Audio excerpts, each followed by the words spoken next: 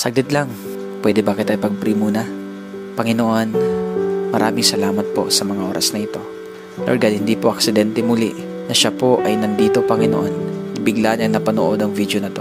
Lord, I pray in the name of Jesus na anuman ang gumugulo sa taong ito, Panginoon, anumang ginagawa ng kaaway sa kanyang buhay, sa pamamagitan, Lord, ng mga problema, sa pamamagitan ng mga pagsubok, mga sitwasyon na matitindi sa kanyang buhay. Dalangin ko ngayon, Panginoon, bigyan mo siya, Panginoon, O God, na lakas na nanggagaling sa iyo. Ano man ang kanya pong dinadala sa mga oras na to, Panginoon. Lord, maaaring ang taong ito, wala po siyang ibang mapagsabihan sa sobrang bigat na kanyang nararamdaman. Maaaring ang taong ito ngayon, Panginoon, hindi po niya alam kung saan siya lalapit at kung ano po ang kanyang gagawin. Napatanong na siguro ang taong ito, Panginoon, na may Diyos kaya na nagmamahal sa akin? May Diyos kaya na nakakaalam ng sitwasyon ko? Pero Lord, hayaan niyo po, Panginoon, patunayan mo po sa taong ito na ikaw ay nariyan palagi, anuman paggugulo ng kaaway sa kanya. In the name of Jesus, I rebuke it. Lord, I release peace.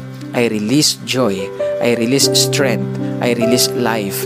I release restoration in the mighty name of Jesus. Salamat po, Panginoon. In Jesus' name, amen and amen.